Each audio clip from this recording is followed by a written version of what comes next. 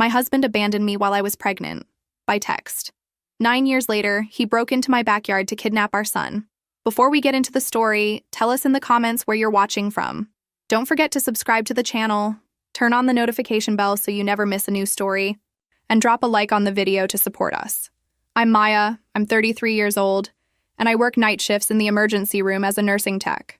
What I'm about to tell you happened 3 years ago, but I still remember every single detail like it was yesterday.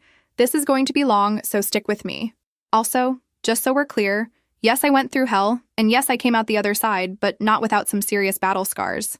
It started the night I told my husband I was pregnant. We'd been married for 4 years at that point, and honestly, things weren't great, but they weren't terrible either. He drove for one of those rideshare apps, working crazy hours just like me. We were living paycheck to paycheck in a small apartment, but we were managing, or so I thought. I took the test after my shift, hands shaking the entire time. 2 lines. I stared at it for what felt like an hour, but was probably more like 5 minutes. I was terrified and excited all at once. We'd talked about kids before in that vague, someday kind of way, but this was real. This was happening. When he got home that evening, I showed him the test. I'll never forget the look on his face. He smiled, said all the right things about how happy he was, pulled me into a hug. But something was off. His body was tense, and when he pulled back, his eyes looked almost panicked. I told myself I was imagining it, that he was just shocked like I was. Then he started talking about money. The credit cards were maxed out, he said. We had bills piling up that I didn't even know about. How were we going to afford a baby? I tried to calm him down, told him we'd figure it out together like we always did, but he just kept pacing around our tiny living room, running his hands through his hair, muttering about debt and expenses. 3 days later, he kissed me goodbye before his shift and said he was going to drive in the next city over for the weekend. Better fares, he claimed. More money. He'd come back Sunday night with enough to help us catch up on everything. I believed him because why wouldn't I? He was my husband, the father of my child. His texts got less and less frequent. Saturday morning, I got one message. Saturday evening, nothing. I tried calling, but it went straight to voicemail. By Sunday, I was worried sick, texting him every few hours, asking if he was okay. Radio silence. Then at 2 in the morning on Monday, my phone lit up. One text. Just 7 words that destroyed everything. I need some time for myself. Before I could even respond, before I could call him, before I could do anything, he blocked me, blocked my number, blocked me on every social media platform, blocked my email. Gone. Vanished. Like I meant nothing. I sat on our bathroom floor holding that positive pregnancy test, crying so hard I thought I might throw up. I didn't sleep the rest of that night. I went through my shift at the hospital on autopilot, completely numb. This couldn't be real. This couldn't be happening. People don't just disappear like that. Husbands don't abandon their pregnant wives through a text message at 2 in the morning. But mine did. 2 weeks later, a delivery guy showed up at my door with an envelope. Divorce papers. He'd actually filed for divorce. I stood there in my scrubs, just off a 12-hour shift, holding legal documents that officially ended my marriage. There was no note, no explanation, nothing. Just papers to sign. I found out through mutual friends what had really happened. He'd met some young woman as a passenger, started talking to her, and apparently decided she was a better option than his pregnant wife and their struggling life together. He'd moved in with her. Just like that. Threw away 4 years of marriage for someone he'd known for what? A few weeks? Maybe a month?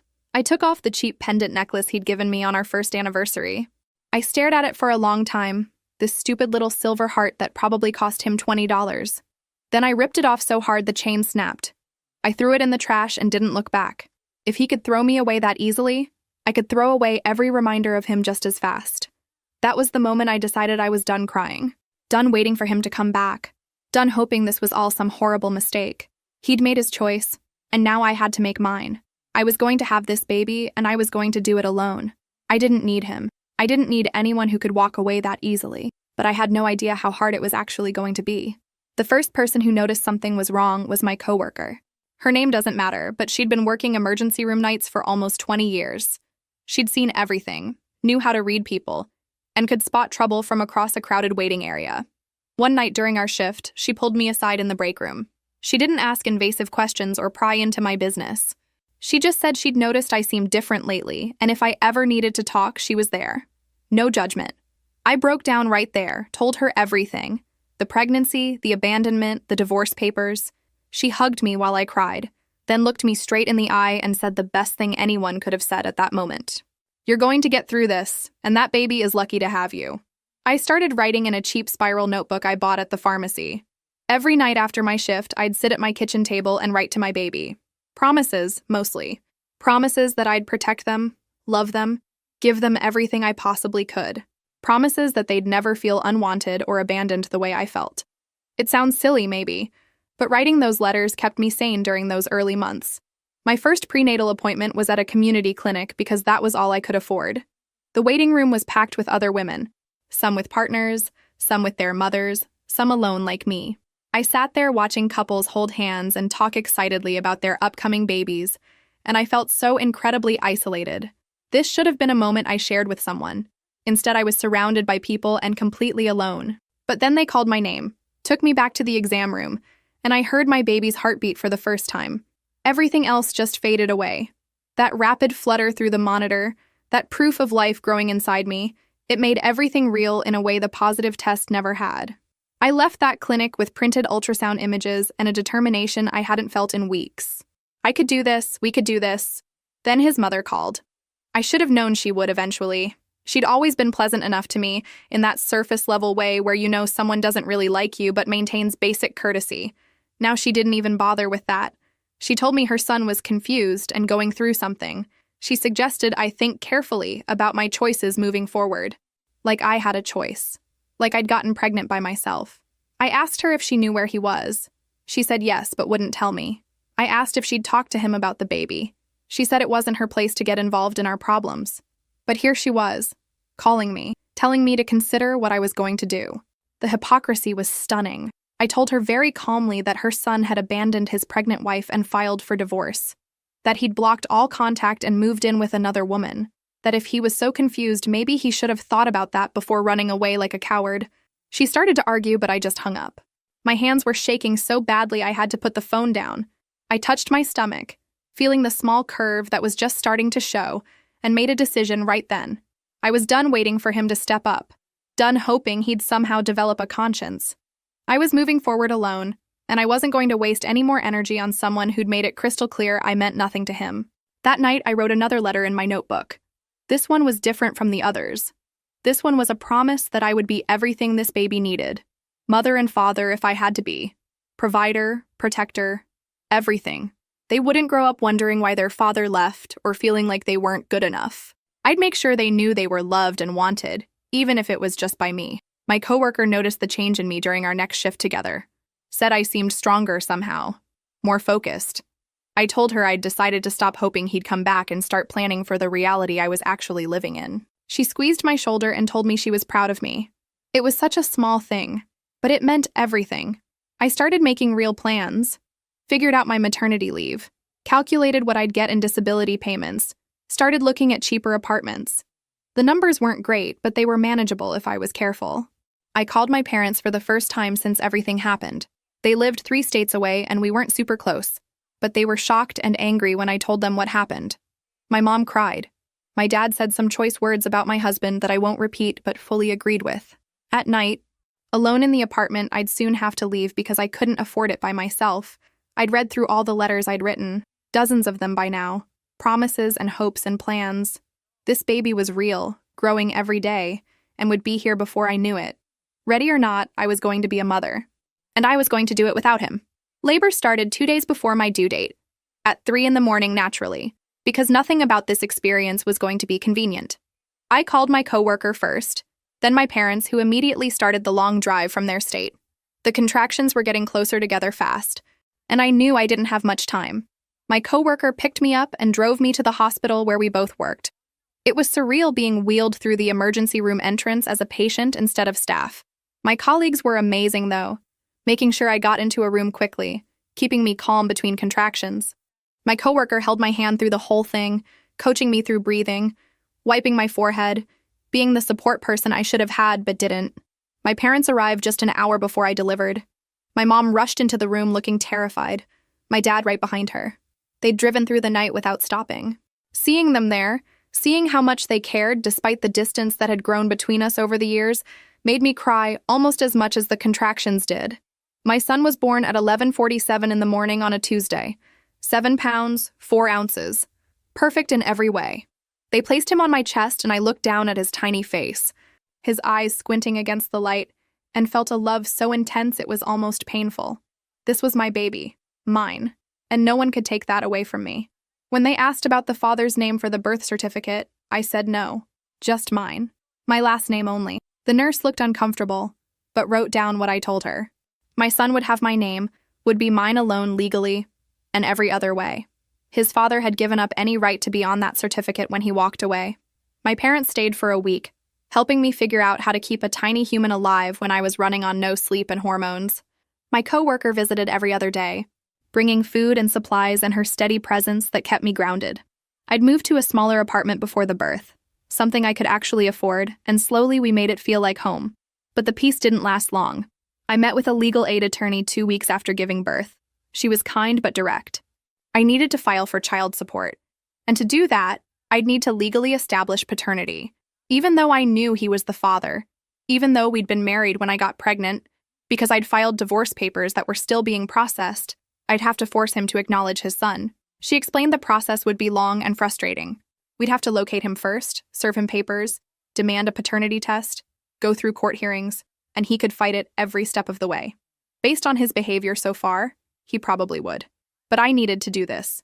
I needed that child support not just for the money, although that was important, but because he didn't get to just pretend his son didn't exist. Finding him to serve the papers was its own nightmare. He'd moved at least twice since leaving me, both times with that woman he'd run off with. The process server went to 3 different addresses before finally catching him. And of course, he refused service the first time, actually running away from the person trying to hand him legal documents. Like a child. A coward. It took 3 months to get him into court for the paternity test. 3 months of delays and rescheduled dates, and his lawyer asking for extensions. When he finally showed up, he looked different. Thinner. Tired. He wouldn't make eye contact with me. His lawyer tried to claim there was doubt about paternity, which made me so angry I thought I might explode right there in the courtroom. We'd been married. I'd never been with anyone else. But this was the game we had to play. The DNA test was quick at least. Swabs for him, swabs for my son, and then we waited. Those 2 weeks were agonizing. I knew what the result would be, obviously, but some tiny part of me worried. What if something went wrong? What if they messed up the samples? What if somehow this didn't work and I couldn't make him pay for what he'd done? During those impossibly hard first months, my elderly neighbor became a lifesaver. She'd knock on my door at least twice a week with containers of homemade food. Soup, casseroles, things I could easily reheat one-handed while holding a crying baby. She'd offer to hold my son while I took a shower or nap, just sitting in my living room rocking him gently. I cried the first time she did it, overwhelmed by this unexpected kindness from someone who barely knew me. The DNA results came back exactly as expected. 99.9% probability of paternity. He was legally, officially, undeniably the father. His lawyer looked disappointed. He looked sick, and I felt nothing but grim satisfaction. Now came the real fight for child support, and everything else he owed his son. The final court date came 8 months after I'd first filed the paternity suit. 8 months of legal back and forth, of him trying every possible delay tactic, of me drowning in paperwork and court dates while caring for an infant. My son was almost a year old by the time the judge made the final ruling. Child support was ordered, retroactive to his birth. The judge wasn't sympathetic to the excuses his lawyer tried to make about financial hardship. "You abandoned your pregnant wife," the judge said, looking at him with obvious disgust. "You have responsibilities whether you want them or not." The amount wasn't huge, but it was something. More importantly, he'd have to pay back everything from the past 8 months in one payment. That retroactive payment hit my account 2 weeks later. I stared at my phone, at the balance that had jumped by some $1,000, and felt like I could finally breathe for the first time in over a year. This money meant security. It meant I could afford things my son needed without choosing between his diapers and my groceries. I used part of it as a deposit on a small house rental. Nothing fancy, but it had a backyard with a covered porch. I bought a hammock at a discount store. Bright colors, cheerful. I hung it on the porch, and that first evening, I sat in it with my son on my lap, gently swaying back and forth, watching the sunset. He laughed, this pure, joyful sound, and I thought maybe we were going to be okay after all. Around the time my son turned 2, I got offered a better position. A clinic in a decent neighborhood needed a tech for regular daytime hours. Better pay, normal schedule, No more overnight shifts that left me exhausted and barely able to function. I took it immediately. Having weekends off, being home at night, it felt like winning the lottery. The new schedule meant I could actually have a life outside of work and caring for my son. On my days off, when the weather was nice, we'd spend time in that hammock together. I'd read to him, or we'd just rock back and forth watching clouds. Those moments were everything to me. Just the two of us, peaceful and content. He started asking about his father around that time. Not in any detailed way. He was only 2, but he'd see other kids at daycare with their dads and notice the absence. The first time he asked where his daddy was, my heart broke a little. I'd been preparing for this question, but it still hit hard. I told him the truth in the simplest way I could. Some people don't know how to stay, but we know how to stay, you and me. We're a team, and we're going to be just fine. He seemed satisfied with that answer, at least for now. I knew the questions would get harder as he got older, but I'd deal with that when it came. My coworker from the hospital and my elderly neighbor became like family. They came over for dinners, celebrated my son's birthday with us, sent cards and small gifts for no reason. These women who owed me nothing had become my support system, my chosen family. I was so grateful for them I could hardly express it. The monthly child support payments were inconsistent at best. Some months they'd come through on time. Other months they'd be weeks late. Sometimes they'd be the full amount, sometimes partial. It was frustrating, but I'd learned to plan around it, to assume it wouldn't come and be pleasantly surprised when it did. I'd stopped expecting anything reliable from him long ago. I'd heard through mutual friends that he and that woman had broken up, that he was living alone now, working odd jobs, barely making ends meet. A small petty part of me felt satisfaction at that, though I tried not to dwell on it. Karma wasn't my responsibility. My responsibility was the little boy who called me mama and depended on me for everything. We developed our routines and rituals. Saturday mornings were pancakes and cartoons. Sunday afternoons were playground time if the weather was good. Every night before bed, I'd read him 3 stories, always 3. Never more or less because consistency mattered to him. These small moments built our life together, created our own little family unit of 2. I still wrote in that notebook sometimes, though less frequently now. The letters had changed from desperate promises to updates on our life. Look how strong we are. I'd write, look how far we've come. Your father's loss. Truly. He was missing everything. Every milestone. Every smile. Every breakthrough. His choice. His loss. On the anniversary of the day he'd left, I took off my wedding ring that I'd somehow still been wearing out of habit. I'd lost weight since having my son, and it had been sliding around on my finger for months anyway. I put it in a drawer and didn't think about it again. That chapter was closed. This new chapter, with just me and my son, this was what mattered now. The daycare my son went to held parent meetings every few months. Usually I dreaded them because it meant awkward small talk with other parents who had partners and support systems and lives that looked nothing like mine. But this particular meeting changed everything, though I didn't know it at the time. I was sitting in one of those tiny chairs meant for children, trying to pay attention to the director talking about upcoming curriculum changes, when a man sat down next to me in an equally tiny chair. He had a tired face, the kind that comes from working too many hours and sleeping too few. He gave me a small smile and turned his attention to the front of the room. Later, I learned he was a physical education teacher at 2 different public schools. He taught elementary school kids during the day and coached after-school sports programs to make ends meet. His daughter was in my son's class, and like me, he was doing the single-parent thing after a divorce. We didn't talk much that first meeting, just a brief introduction, and then we both left to pick up our kids. But our kids became friends almost immediately. They'd seek each other out at drop-off, play together during the day, and ask about each other at home. So naturally, we started running into each other more often. The playground near my house became a regular after-daycare spot, and more often than not, he'd show up with his daughter around the same time. The conversations started simple, kid stuff mostly, comparing notes on tantrums and sleep schedules and the absolute chaos of raising small humans alone, but gradually they deepened. We talked about our divorces, the loneliness of single parenting, the exhaustion that never quite went away. He actually listened when I talked, didn't just wait for his turn to speak. It was refreshing. I found myself looking forward to these playground meetings, started making sure my son and I were there at times I knew they'd probably show up.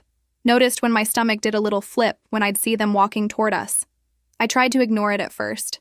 Told myself I was just happy my son had a friend, but I knew I was lying to myself. He never pushed anything or made things weird, never crossed boundaries or made me uncomfortable. He seemed to understand instinctively that I came with a whole complicated past, and a son who would always be my first priority. That understanding meant more to me than I could express. So many men would have run the other direction, but he just accepted it as reality and stayed anyway. One afternoon, my son came down with a high fever. It was one of those sudden things where he was fine at breakfast and burning up by lunch. I'd left work early, given him medicine, and was sitting on the couch with him watching a movie when there was a knock at my door. It was him, with more medicine and a new kids' movie still in the wrapper. He'd heard through the daycare that my son was sick and thought these might help. He didn't stay long, didn't try to come in and play hero. Just handed them over with a gentle smile and told me to let him know if I needed anything. Such a small gesture, but I sat there after he left feeling something I hadn't felt in years. Cared for, thought about, like I mattered to someone. A few weeks later, the kitchen faucet started dripping. Not a major problem, but constant and annoying, and of course happening when I had no money to call a plumber. I mentioned it in passing during one of our playground conversations, not asking for help, just venting about how there was always something breaking. He showed up the next day with tools and fixed it in about 20 minutes. I tried to pay him, but he refused. Said friends help each other out. That's what they do. Friends. The word hung in the air between us, loaded with possibility.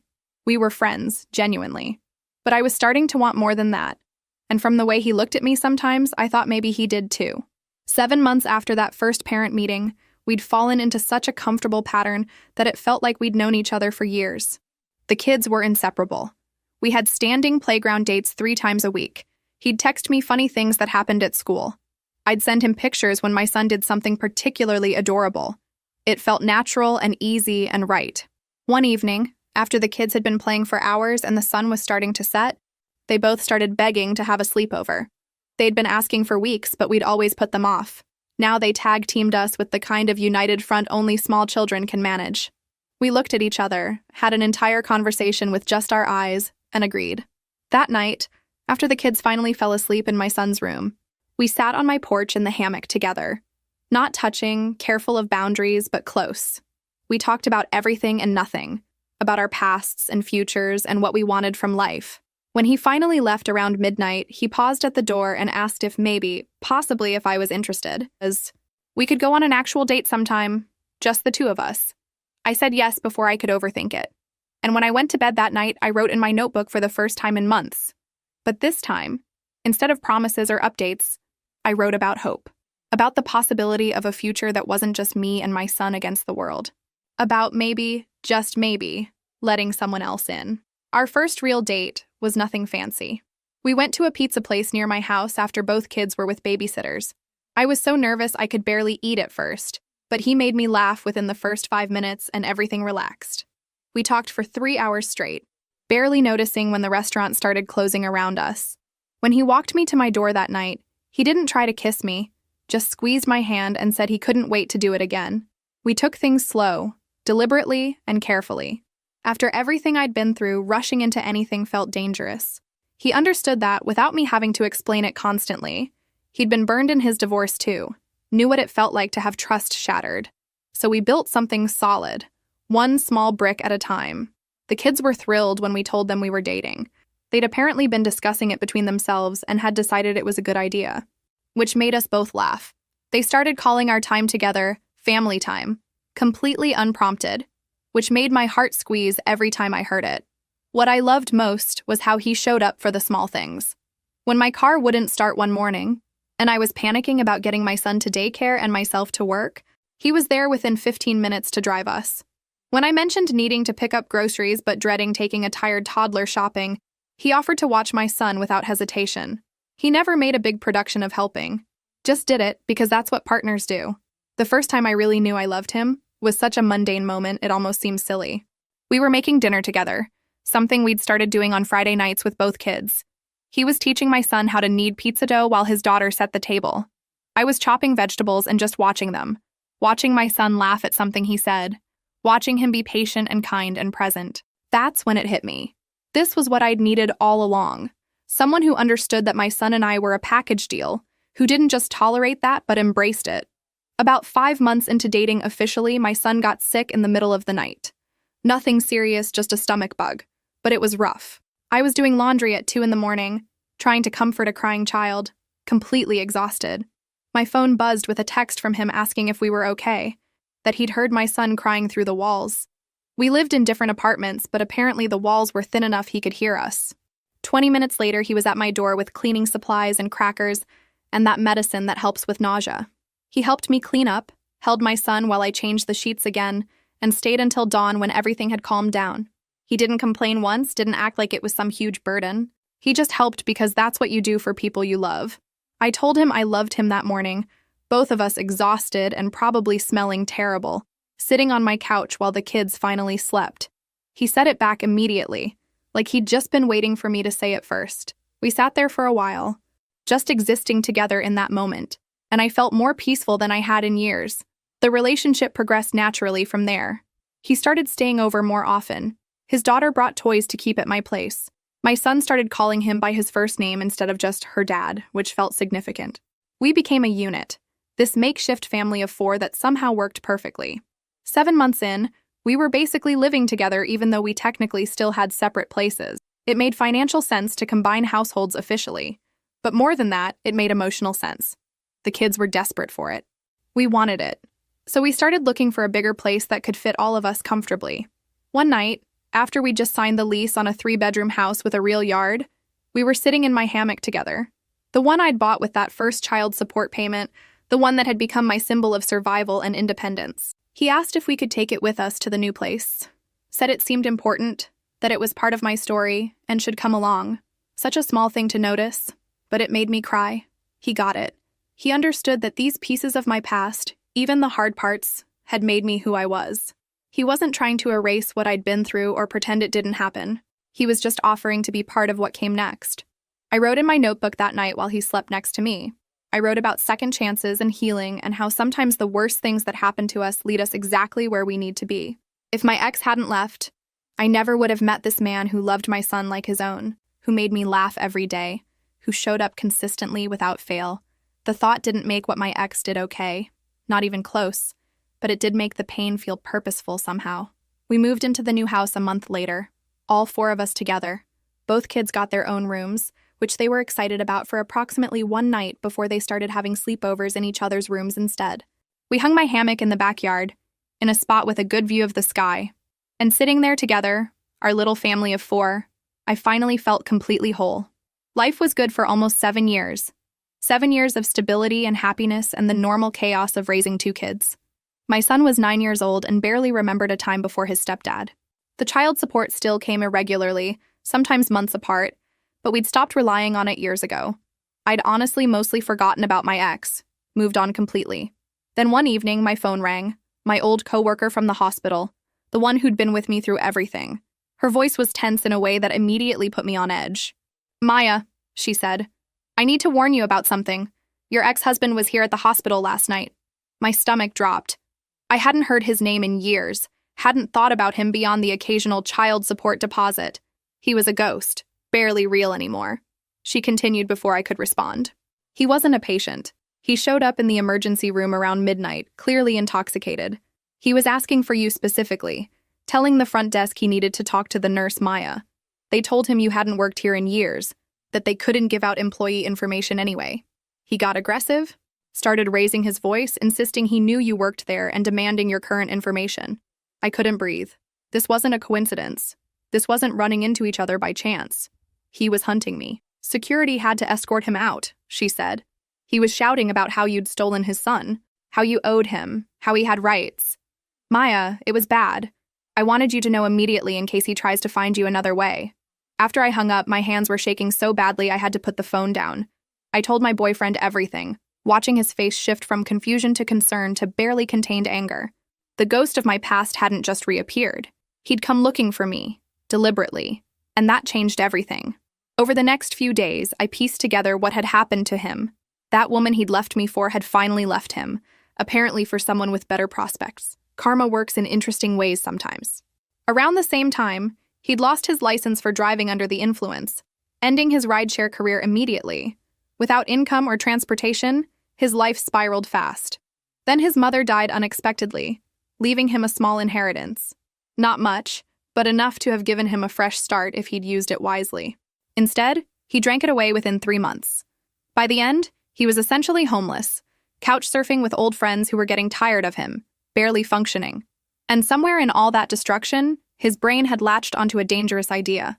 The family he'd abandoned almost a decade ago, the woman he'd walked away from without looking back, became his obsession. In his twisted logic, I was somehow responsible for his failures. If he could just get back what he'd thrown away, everything would be fixed. But he hadn't come to the hospital to make amends. He'd come drunk and aggressive, demanding information, making threats.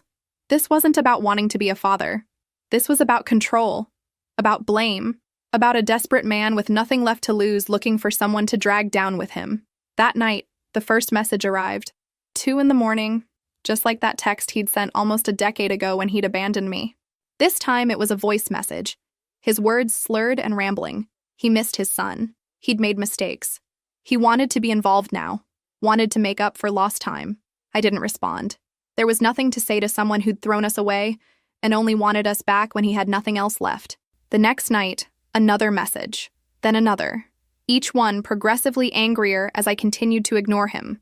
By the end of the week, the tone had completely shifted from pathetic to aggressive. I'd stolen his son from him, he claimed. I'd poisoned his child against him. I'd ruined his life by taking him to court for child support all those years ago. The delusion was stunning. He'd ruined his own life through every single choice he'd made. But somehow, in his twisted version of reality, I was the villain. I'd forced him to abandon his pregnant wife. I'd made him drink away his inheritance. I'd caused every bad thing that had ever happened to him. I started saving everything, every message, every voicemail, every text. Created a file because I had a bad feeling about where this was heading. My boyfriend suggested we talk to a lawyer about a restraining order, but I wanted to wait and see if he'd just burn himself out first. Sometimes drunk people fixate on something and then move on when they don't get the reaction they want. I was hoping he was one of those. I was wrong. My elderly neighbor, the one who'd helped me when my son was a baby, called me one afternoon. She'd seen a man matching my ex's description walking around our street, just walking back and forth, looking at houses like he was searching for something specific. She hadn't approached him, but it had made her uncomfortable enough to let me know. My blood ran cold. He'd found where we lived. He was watching our house. This wasn't just drunk messaging anymore. This was stalking. This was dangerous. I called a lawyer that same day and started the process for a protective order. She explained it would take a few days to get before a judge, that I needed documented threats first. The messages would help, but we needed to establish a clear pattern of harassment and danger. More messages came over the next few days, each one darker than the last. Voicemails where his voice was slurred and furious, shouting about his rights as a father, how he'd been kept from his son for too long, how he was going to fix everything, make things right, whether I liked it or not. The threats weren't explicit enough to get him arrested immediately, but they were enough to terrify me. I kept the kids close, explained there was a situation we were handling. My son, 9 years old now, asked if it was about his biological father. He was old enough to understand more than I wanted him to. I told him the truth simply. His biological father was having serious problems and might try to contact us, but we were taking steps to keep everyone safe. The protective order was granted 5 days later. He had to stay at least 500 meters away from me, my son, our home, my work, and my son's school. Violating it would mean immediate arrest. But serving him the papers proved difficult.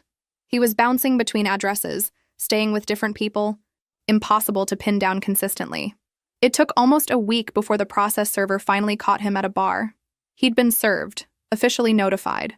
I thought maybe that would be the end of it, that the legal order would scare him into backing off, make him realize this wasn't a game he could win. But desperate people with nothing left to lose don't make rational decisions. They make dangerous ones. And I was about to learn just how dangerous he'd become. Then the messages started. Late at night. Always when he was clearly drunk based on the typos and rambling nature. At first they were almost pathetic. He missed his son, he said. He'd made mistakes. He wanted to be involved now, wanted to make up for lost time. I didn't respond. There was nothing to say to someone who'd thrown us away and only wanted us back when he had nothing else left. When I didn't respond, the messages changed. They got angrier, more aggressive. I'd stolen his son from him, he claimed. I'd poisoned his child against him. I'd ruined his life by taking him to court for child support.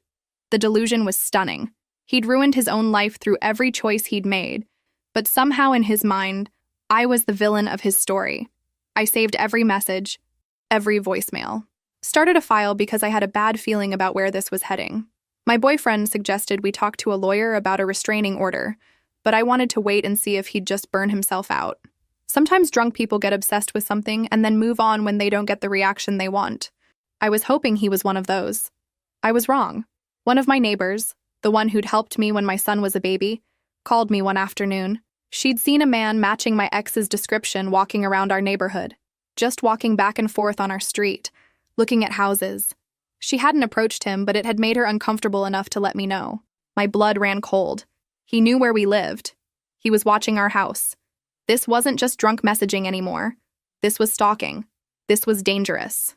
I called the lawyer that same day and started the process of getting a protective order. She explained it would take a few days to get before a judge, that I needed documented threats first. The messages would help, but we needed to establish a pattern of harassment. More messages came over the next few days. Voicemails now too, his voice slurred and angry. He had rights as a father, he shouted into the phone. He'd been kept from his son for too long. He was going to fix everything, make things right whether I liked it or not. The threats weren't explicit enough to get him arrested immediately, but they were enough to terrify me. I kept the kids home from school for a few days, told them there was a situation we were handling but they needed to stay close. My son asked if it was about his biological father. He was 9 now, old enough to understand more than I wanted him to. I told him the truth in the simplest terms I could. His biological father was having problems and might try to contact us, but we were taking steps to make sure everyone stayed safe. The protective order was granted on a Friday afternoon. He had to stay at least 500 meters away from me, my son, our home, my work, and my son's school. Violating it would mean immediate arrest.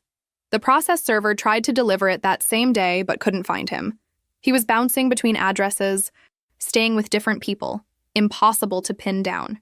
It took 3 more days before they finally served him at a bar where he was drinking. I thought maybe that would be the end of it. That the official legal order would scare him straight, make him realize this wasn't a game, that he'd back off and disappear again like he had before. I should have known better. Desperate people with nothing left to lose don't make rational decisions. They make dangerous ones. The protective order made things worse, not better. Like it had triggered something in him, made him angrier and more determined. The messages became more frequent, arriving at all hours. He'd call from different numbers that I'd have to block one by one. The voicemails were getting concerning enough that the lawyer said to save them all and report them to the police. He started leaving rambling audio messages, sometimes 5 or 6 in a row. They'd start out almost calm, talking about his son and his rights as a father. But by the end of each message, he'd be screaming about how I'd stolen his life, destroyed his family, taken everything from him. In his twisted version of reality, I was the one who'd abandoned him, not the other way around. The police took reports but said until he actually violated the order by coming near us, there wasn't much they could do. Words weren't enough for an arrest, apparently. They increased patrols in our neighborhood, which helped me feel slightly better, but I knew they couldn't be there all the time. We were essentially waiting for him to do something bad enough to justify intervention. I couldn't sleep anymore.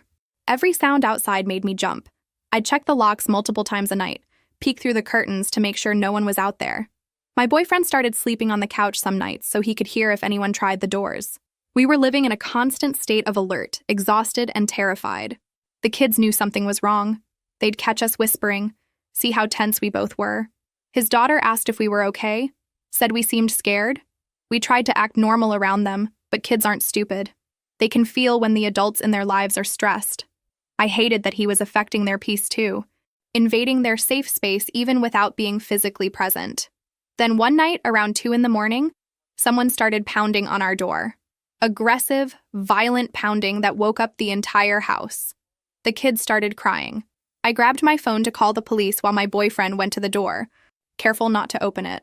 He looked through the peephole and saw him, my ex, standing on our porch, clearly drunk, yelling about his son. We didn't open the door. My boyfriend shouted through it that the police were on their way and he needed to leave, that he was violating a protective order and would be arrested. But he just kept pounding, kept yelling, saying he had rights, that no piece of paper was going to keep him from his family, like he hadn't abandoned us a decade ago. The police took 11 minutes to arrive, longest 11 minutes of my life, listening to him rage outside our door while the kids sobbed in their rooms. But when the sirens got close, he ran, stumbled down the street and disappeared into the night before the officers could grab him. They searched the area, but he was gone.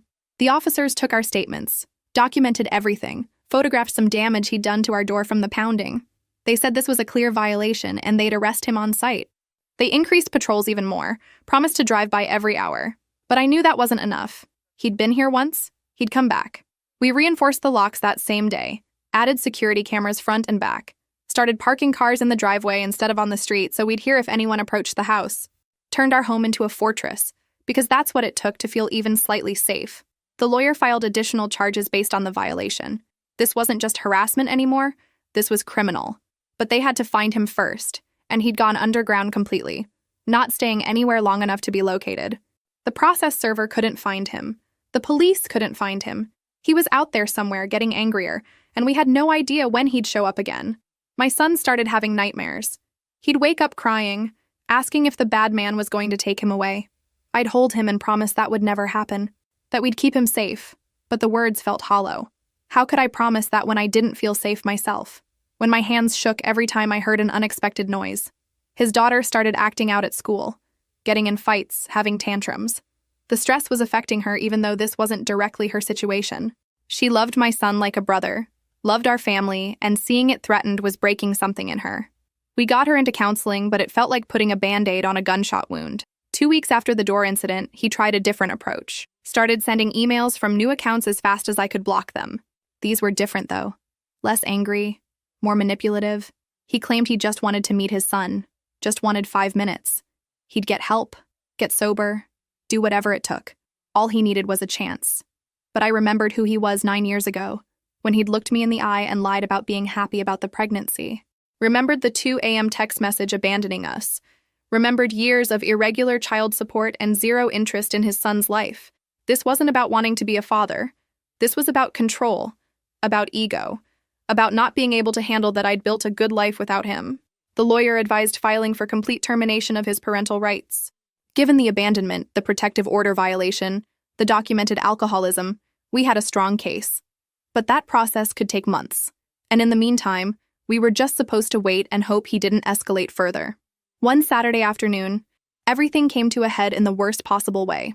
It was one of those perfect Saturday afternoons that make you forget bad things exist in the world. Sunny but not too hot. A light breeze that made sitting outside pleasant. My boyfriend and I were on the back porch watching the kids play in the yard. His daughter was pushing my son on the swing we'd installed last summer, both of them laughing. Everything felt normal and safe for the first time in weeks. I'd just gotten up to get us drinks from the kitchen when I heard my boyfriend say my name. Not loud, but sharp, urgent. I turned around and my heart stopped. My ex was in our backyard. He'd climbed the fence, which wasn't high but still. He was standing there in wrinkled clothes, looking thinner than I remembered, swaying slightly. Drunk, obviously drunk. The kids saw him and stopped playing. My son looked confused, didn't recognize him. His daughter moved closer to my son instinctively, protective. I stepped in front of both of them, putting myself between them and him. My boyfriend was already moving, positioning himself between all of us and the threat. My ex started talking, words slurred but voice loud. He wasn't going to be kept away from his son anymore. No court order was going to stop him from seeing his own kid. He'd tried to do things the right way, but now he was done asking permission. He was taking his son home where he belonged. I told him to leave. Tried to keep my voice steady even though I was shaking. Told him he was violating the protective order, that the police would arrest him. But he just laughed.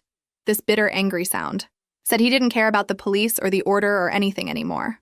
He'd lost everything already. What did he have left to lose? My boyfriend spoke then, calm but firm. Told him he needed to leave our property immediately. That he was scaring the children. That this wasn't the way to handle things. But my ex wasn't interested in reason. He started advancing toward us. Still talking about his rights, about taking his son.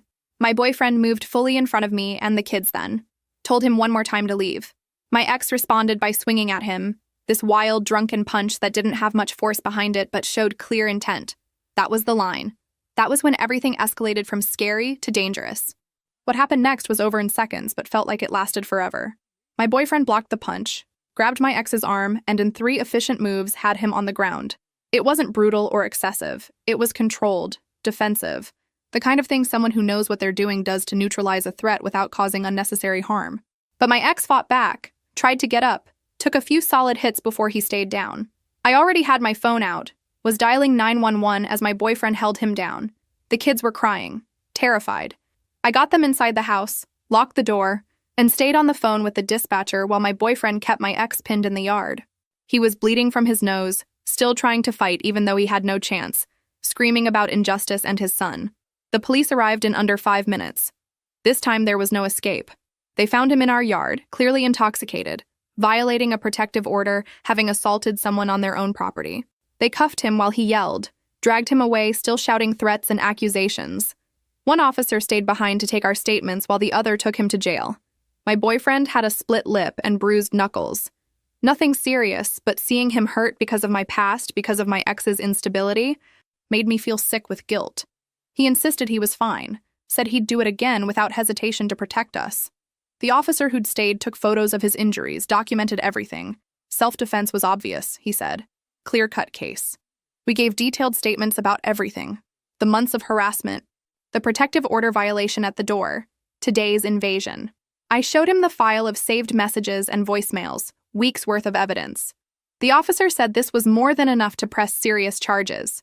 My ex wasn't getting out of this one with just a warning. After the police left, I held my son while he cried. He was asking questions I didn't know how to answer. Why did that man want to take him? Why was he so angry? Was he going to come back? I told him the truth as gently as I could. That man was his biological father, but he was sick and making bad choices. That he couldn't hurt us anymore because the police wouldn't let him. That he was safe here with us. His daughter was shaken up too. She kept asking if everyone was okay, if the man was gone for good. My boyfriend held her and promised her that everything would be fine now, that the bad part was over. I hoped desperately he was right. That night, neither kid would sleep in their own rooms. They both ended up in our bed, sandwiched between us, needing the reassurance of our presence. I lay there in the dark, listening to them breathe, feeling my boyfriend's steady presence on the other side, and felt the adrenaline finally wearing off. We'd survived. We were all okay. But the fact that it had come to this, that my ex had forced this confrontation, made me angrier than I'd ever been. The next morning, still exhausted and running on no sleep, I called the lawyer, told her everything that had happened. She said to come in immediately, that we had more than enough now to push for the harshest possible consequences. Not just termination of parental rights, but serious criminal charges that would keep him away from us permanently. For the first time in weeks, I felt like maybe this nightmare was actually ending. My ex spent that first night in jail, and from what I heard through the system, he didn't go quietly. He ranted at the officers processing him, claimed he was the victim, that he'd been set up by his vengeful ex-wife who'd turned his own son against him. The officers documented all of it, every word adding to the pile of evidence that he was unstable and dangerous. Monday morning, I went to the police station to give a formal statement and press charges.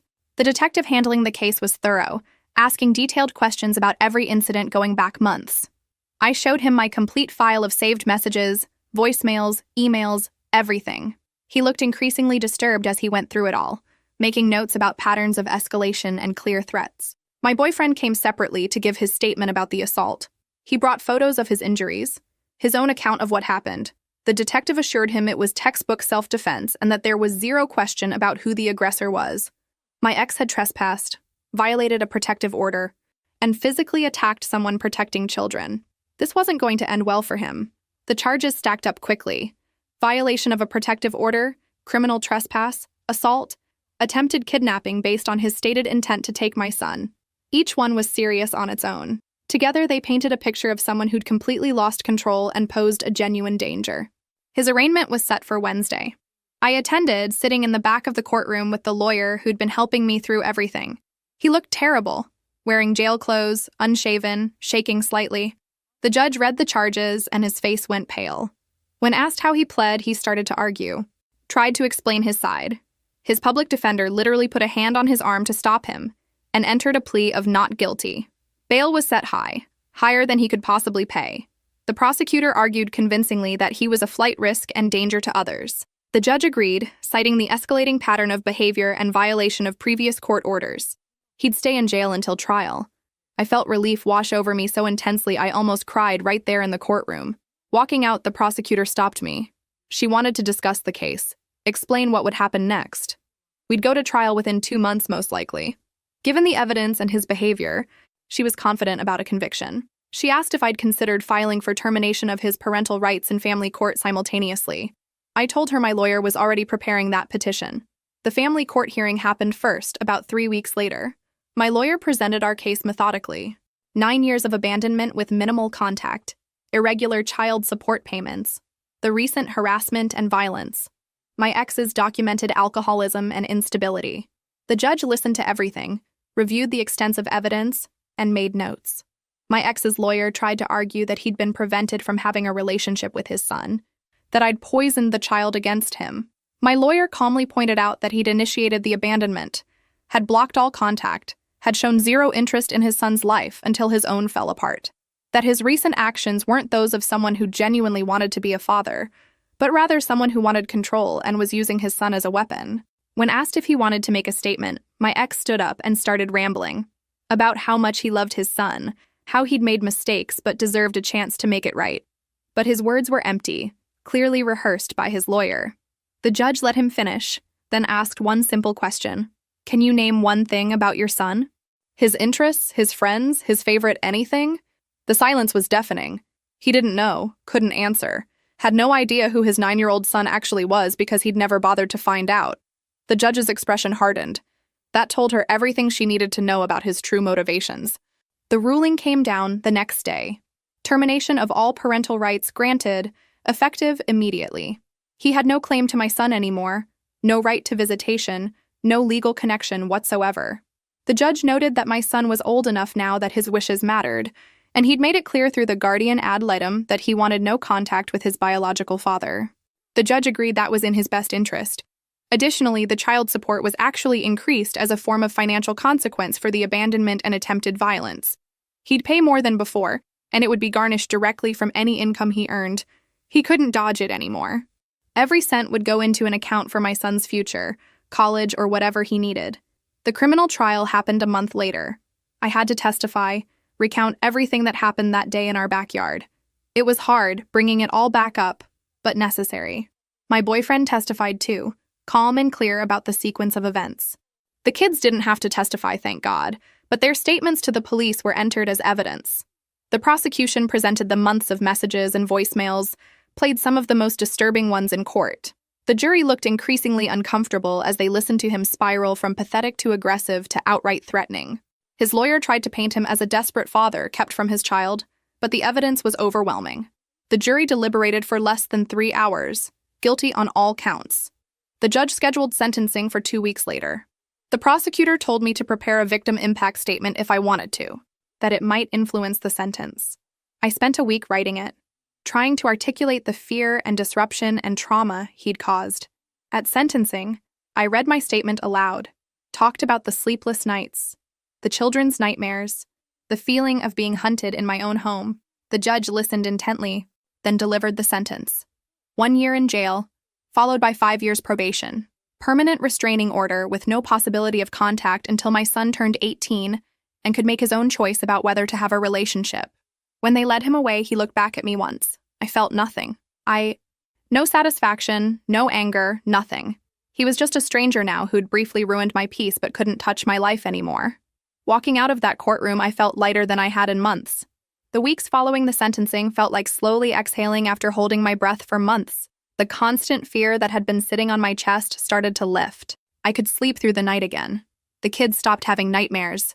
We dismantled some of the extra security measures we'd put up, though we kept the cameras. Better safe than sorry. Life started returning to normal, or as normal as it could be after everything. My son went back to being a regular 9-year-old, playing with friends and complaining about homework. His daughter stopped acting out at school, her grades improved. The therapy was helping both of them process what had happened. Kids are resilient in ways that constantly amazed me. Work became easier too. I wasn't constantly distracted, checking my phone for threats, jumping at unexpected sounds. My coworkers noticed the change in me, commented that I seemed more relaxed. My old coworker from the hospital, who'd been checking on me throughout everything, took me out for coffee to celebrate that it was finally over. She'd been my rock through so much, and I made sure she knew how grateful I was. My elderly neighbor, the one who'd helped me when my son was a baby and had warned me when she spotted my ex in the neighborhood, brought over a cake. She was getting older now, moved slower, but her kindness hadn't diminished at all. We sat on my porch eating cake and drinking tea while the kids played in the yard. She told me she was proud of how strong I'd been. Coming from her, someone who'd survived her own share of hardships, it meant everything. About a month after sentencing, my boyfriend started acting strange. Not bad strange, just different. He'd get this look on his face sometimes when he thought I wasn't watching, like he was working through something in his mind. He'd start to say something, then stop. I figured he was processing everything we'd been through, giving him space to do that. One evening in early fall, after the kids had gone to bed, he asked me to come sit with him in the hammock. It had become our spot, the place where we had our best conversations. The night was cool enough that we needed a blanket, and I curled up against him, watching stars appear as the sky darkened. He was quiet for a while, just holding me. Then he started talking about the past year, about how scared he'd been during all of it. Not for himself, he clarified, but for me and the kids. About how seeing my ex in our yard that day had triggered something primal in him, this overwhelming need to protect his family. His family. The way he said it made my heart skip. He talked about how proud he was of me, of how I'd handled everything with such strength and grace, how I'd protected my son while still building a good life, how I'd faced down my past when it came back threatening everything. He said he'd known pretty early on that I was special, but watching me through all this had made him certain. Then he shifted, reached into his pocket, and pulled out a small box. My breath caught. He opened it to show me a simple ring. Nothing flashy, but beautiful. He said he'd bought it months ago, before everything with my ex had escalated, had been waiting for the right moment, but every time he'd thought about proposing, something else would happen, and it didn't feel right to add more pressure. But now, he said, now felt perfect. We'd survived the worst together. We'd proven we were a team, that we'd protect each other and our kids no matter what. He wanted to make it official, wanted us to be a real family in every sense. Would I marry him?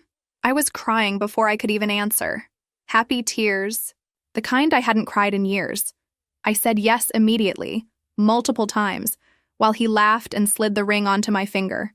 It fit perfectly. The kids must have been listening from inside, because suddenly they were both running out in their pajamas, jumping around excitedly. He'd asked them first, he admitted. Made sure they were okay with it before asking me. The kids tackled us in the hammock, all four of us tangled together laughing. His daughter asked if this meant we'd all have the same last name. My son asked if he could call him Dad instead of his first name. My boyfriend, my fiancé now, said yes to both with tears in his eyes. We stayed out there for hours, planning and dreaming and being happy in a way that felt earned. The date we picked was 6 months out, giving us time to plan, but not so long we'd drive ourselves crazy with details. We decided on something small in our backyard, just close friends and family. Nothing fancy, nothing expensive, just people who mattered celebrating with us. I called my parents the next day to tell them. My mom cried, said she was so happy I'd found someone who loved me and my son the way I deserved. My dad gruffly said he approved, which was high praise from him. They promised to come help with whatever we needed for the wedding. Planning the wedding became this joyful project that the whole family participated in. The kids had opinions on everything from decorations to what food we should serve. We let them be as involved as they wanted, making it feel like their day too. Because in a way it was. We weren't just joining 2 people. We were officially becoming a family of 4. At night, when the kids were asleep and we were alone, we'd talk about the future. About maybe buying a bigger house someday. About whether we wanted more kids, deciding probably not. That 4 was our perfect number. About growing old together, watching our kids grow up, eventually having grandchildren, plans that felt real and possible and not at all scary. I still had my notebook, though I rarely wrote in it anymore. But the night we set the wedding date, I added a new entry. I wrote about how sometimes life takes you through hell to get you to exactly where you need to be. About how the worst thing that ever happened to me had somehow led to the best thing. About how grateful I was for this second chance at happiness, at family, at love that actually stayed. The wedding day arrived on a perfect Saturday in spring. We'd kept everything simple like we planned, setting up chairs in our backyard, stringing lights through the trees, putting flowers everywhere the kids had helped pick out. My elderly neighbor had insisted on making the cake, saying it was her gift to us. My old coworker had arranged all the flowers herself, refusing to let me pay for them. My parents arrived 2 days early to help with final preparations. My mom fussed over details while my dad built an arch out of wood and vines for us to stand under. His daughter designed the programs on our computer and printed them at school. My son appointed himself in charge of making sure all the chairs were perfectly straight, a job he took very seriously. The morning of the wedding, I woke up with both kids in my bed again, though for happy reasons this time. They were too excited to sleep.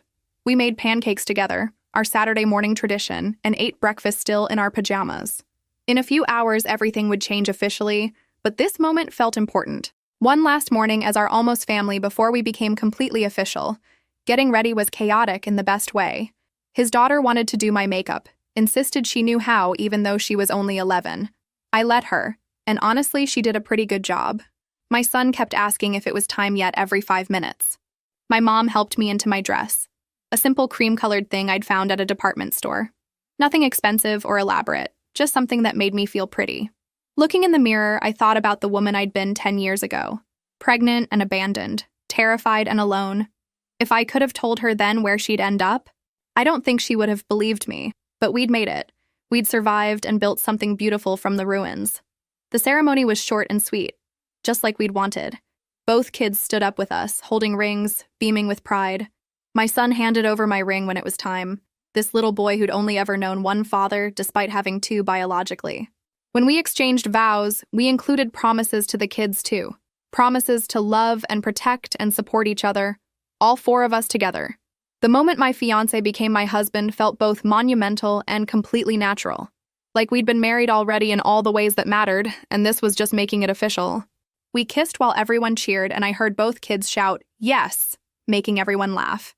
During the reception, which was really just a backyard party with our favorite people, my son came up to me. He looked serious, like he had something important to say. He told me he was glad his biological father wasn't there, that his real dad was the one who'd just married me, the one who'd always been there, who'd protected us, who loved him. I hugged him tight, crying again, and told him I felt the same way. Later that evening, after most guests had left and it was just close family cleaning up, I went inside to change my last name on everything. My work badge, my email, my social media, all of it. My new name, chosen not given to me by someone who'd leave. I stared at my updated profile for a long time, feeling the weight and joy of what it represented. That night, lying in bed next to my husband while the kids slept peacefully in their rooms, I thought about that cheap pendant I'd ripped off and thrown away a decade ago, how angry I'd been, how betrayed, how certain my life was over. I was grateful now that I'd had the courage to throw it away, to let go of something that had only ever been a symbol of broken promises. I got up quietly and found my old notebook, the one I'd been writing in since I was newly pregnant and terrified. I flipped through years of entries, promises to my unborn son, updates on our life, fears, and hopes and dreams. The pages documented a journey I'd never wanted to take but couldn't regret now because of where it had led. I wrote one final entry, dated it with my wedding day and new last name. I wrote about how sometimes the people who are supposed to love us will fail us spectacularly, about how that failure, as much as it hurts, doesn't define us or limit what we can become. I wrote about rebuilding from absolute zero and discovering you're stronger than you ever knew you could be. I wrote about my son, now 10 years old, who'd never known instability despite everything because I'd fought to give him security. About my stepdaughter who'd welcomed us into her family as easily as if we'd always belonged there. About my husband who'd loved me and my son as a package deal, never making us feel like a burden. Most importantly, I wrote about myself. About the frightened pregnant woman who'd been abandoned and the strong mother who'd persevered. About how I'd built a life I was proud of, raised a son who was kind and loved, found a partner who actually deserved the title. About how no one could take any of it away from me because I'd earned every single piece of it through sheer determination. I closed the notebook and put it in a drawer. Someday, maybe when my son was older, I'd let him read it if he wanted. Let him see the whole journey, understand how much he'd been wanted and loved and fought for even before he was born. But for now, it was just mine, a record of survival and strength. Going back to bed, I looked at my husband sleeping peacefully, thought about my kids safe in their rooms, and felt completely content. We'd been through hell and come out the other side as a family. Whatever challenges came next, we'd face them together. And that made all the difference. 10 years ago, I'd lost everything I thought I wanted and gained something infinitely better.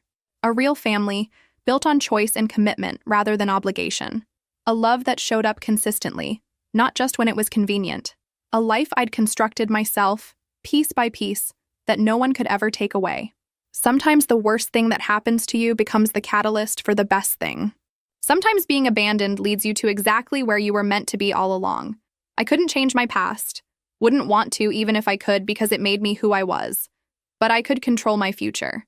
And that future looked bright. My son had asked me once, years ago when he was little, why his biological father had left. I'd told him some people don't know how to stay. But we know how to stay, I'd said. You and me were a team. Now that team had grown to 4, and it was stronger than ever. We knew how to stay. We knew how to love. We knew how to build something that lasted. And nobody was ever taking that away from us.